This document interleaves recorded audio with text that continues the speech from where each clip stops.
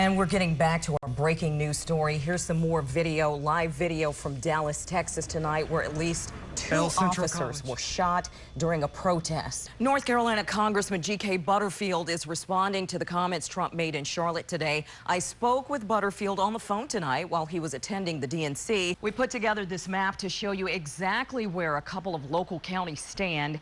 The State Department of Health and Human Services says when it comes to syphilis, Lenoir County ranks first in the state.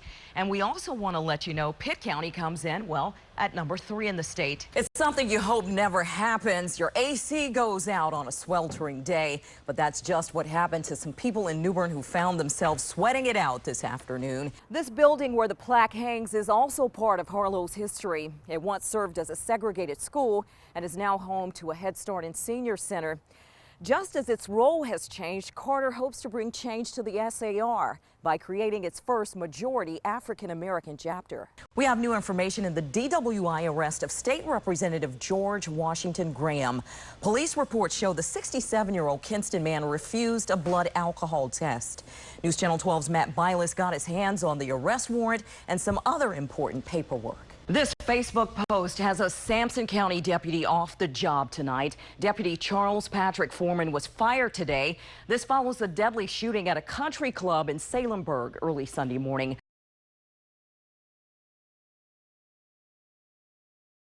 You're looking at live video from ABC there in Dallas, and here's what we know so far. The gunfire broke out about 8:45 tonight. You see officers still on the scene with guns drawn. Police say it happened as the man was taken to police headquarters for questioning about an armed robbery. A police spokesperson says these pictures show the injuries Officer Matt Holton suffered. A man who police say is connected to more than 400 bomb threats in North Carolina since May is now in police custody. 27-year-old Cody Start of West Virginia is held without bond. They may not be the first people you'd think of to help out in a disaster. Inmates are coming to the aid of flood victims in West Virginia, and it's a volunteer effort. We'll have that story a little later tonight. A breaking news update from Dallas tonight, where at least 2 police officers were shot. There are reports that this happened, and we are just learning as we speak, one of the officers has died. A total of 3 officers now shot at a Black Lives Matter protest tonight. These rallies and protests have been sparked in the last couple of days by 2 deadly officer-involved shootings, one in Minnesota, the other in Louisiana. It's a developing story, so we're going to continue to stay on top of this throughout the night, bring you updates on our mobile app and also on our website. You can tune in tomorrow morning for the very latest. And I'm Valentina Wilson. Some people in our area are in the dark tonight. Thunderstorms rolled through and knocked out power to more than 3,000 Duke Energy Progress customers. Most of those are in Craven County.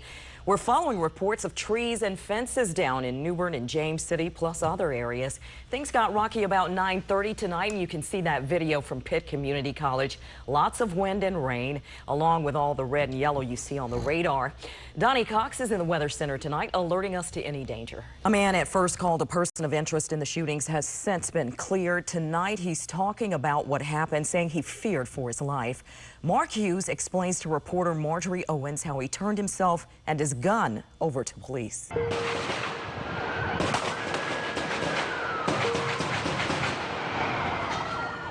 The heartbreak in Dallas felt across the country tonight. We are one people, and we stand together. Americans standing together and mourning the loss of 5 Dallas police officers. This was a well-planned, well thought out, evil tragedy. A tragedy allegedly carried out by this man, killed during a standoff with police. Tonight, people in Eastern Carolina reflect on the lives lost. Thank you for joining us tonight. I'm Valentina Wilson. News Channel 12's Nicole Ford is live in Greenville. She spoke with several law enforcement officers about the tragedy. Last night, despicable crimes were committed against Dallas police officers, and when the dust settled, 5 of them were dead. Many of you have been watching as the details of this week's shootings in Texas, Minnesota, and Louisiana unfolded on television and the internet. Young kids and teens are watching also. I'm Valentina Wilson. New video tonight of that deadly police shooting in Baton Rouge, Louisiana. We want to caution our viewers, the video you're about to see is very graphic. It's clearer and from a different angle than previous cell phone video. The man who recorded it is speaking out tonight. This as the community gathers for a vigil and demands justice for the father of 5 killed during a confrontation with police. ABC's Elizabeth Herr has the latest developments. New at 11 from Pitt County, deputies are investigating a shooting tonight in Farmville. Lieutenant Chad Suggs with the Pitt County Sheriff's Office says a man was shot on 3920 Cobbdale Road. A man on the North Carolina sex offender registry appeared in court today. He's accused of being at an elementary school. 24-year-old Quentin Lee Jr. was at Timber Drive Elementary in Garner June 30th during a graduation ceremony. Lee's girlfriend says he was at the school to support her son graduating from 5th grade. The probation officer there for his child's graduation says there's no excuse for a convicted child sex offender to be at a school. You know, I was kind of shocked to see him there. That I mean, he knows that he's not supposed to be on school grounds. You know, they're given those instructions when they have to register by the sheriff's department. They're given a list of instructions and places where they can and cannot go.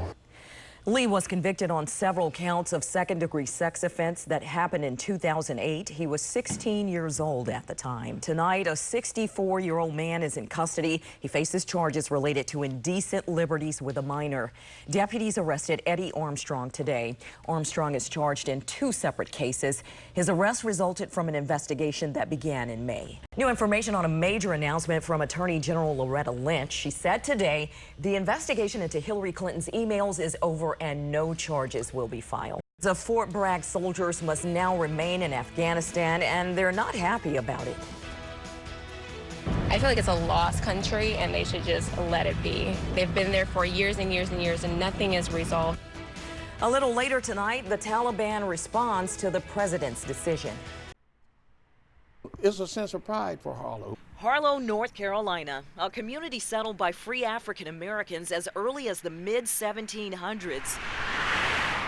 14 of those free men of color would go on to fight against the British in the Revolutionary War. We have Martin Black, Isaac Carter, Their names etched in this plaque. Absalom Martin. Ed Carter traced his genealogy and says he's related to at least 4 of the Patriots, but the one ancestor he could prove, Absalom Martin, made it possible for Carter to be inducted into the North Carolina Society, Sons of the American Revolution.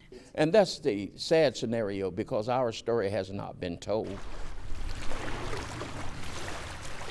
Carter's story also begins in Harlow, where his family still owns property along Clubfoot Creek. He was educated in a 4-room school, received an academic scholarship to Virginia State University, and went on to become a research physicist at Columbia University.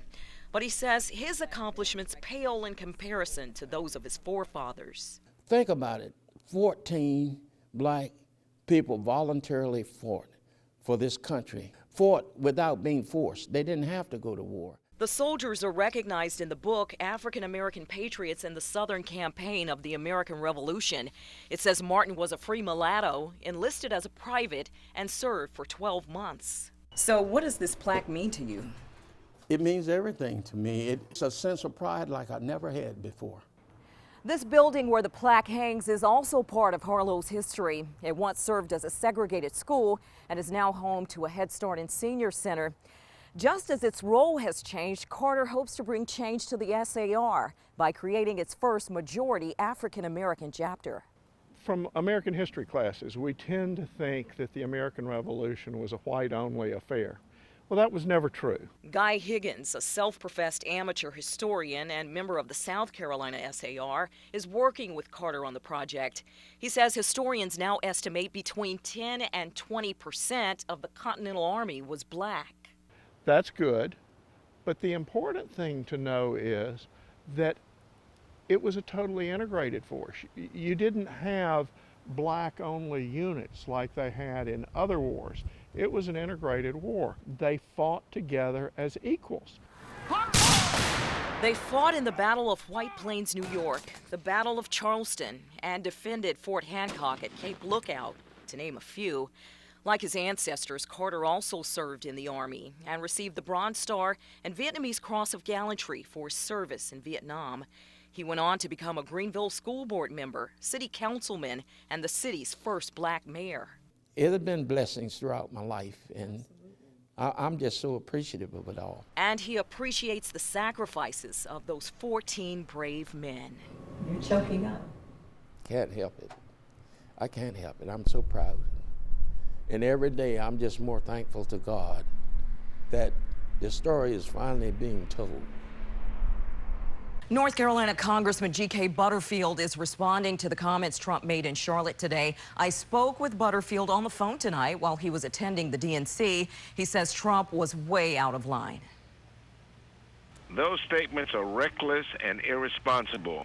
We are not to blame for ISIS, and it's our challenge now to try to find these terrorists and put them out of business. But to say that Hillary Clinton created ISIS is just proof to the American people that this man will say anything and do anything in order to get attention.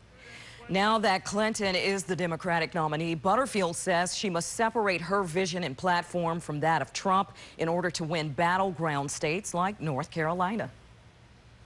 Hillary Clinton will win North Carolina. I'm making that prediction today. Hillary will win North Carolina because middle-class families and low-income people and business people and senior citizens and students and veterans will all come together and support Hillary Clinton. Now, millennials made the difference in 2008, and they're going to step up to the plate in 2016. I also asked Congressman Butterfield if the state's voter ID law will be a factor when it comes to turnout. He says there are cases pending in the courts right now challenging the law, but in the meantime, he says voters must comply and bring your proper ID to the polls. We put together this map to show you exactly where a couple of local counties stand. The State Department of Health and Human Services says when it comes to syphilis, Lenoir County ranks first in the state. And we also want to let you know Pitt County comes in, well, at number 3 in the state. Here's how some Eastern Carolina counties rank when it comes to the AIDS rate. Washington County comes in 2nd in the state. That's right up here at number 2. Followed by way down at Jones County, making the list as well in the top 10, coming in 4th on the list. Followed by Lenoir County, which is 6th. And finally, Pitt County rounding out the bunch, coming in at number 11. We asked Pitt County's Public Health Director, Dr. John Morrow, what's behind the rising numbers? We're seeing increased rates of syphilis a lot because young people in particular are not using condoms as well as they used to, and they're also using social media to increase numbers of sexual contacts. So we're very concerned about the trend here. So you might be wondering, what can we do to curb the trend? Dr. Morrow says educate our youth about the risks and encourage them to avoid sexual contact if possible. He says it's a serious public health issue that doesn't stop at the county lines. Valentina Wilson, News Channel 12 this morning.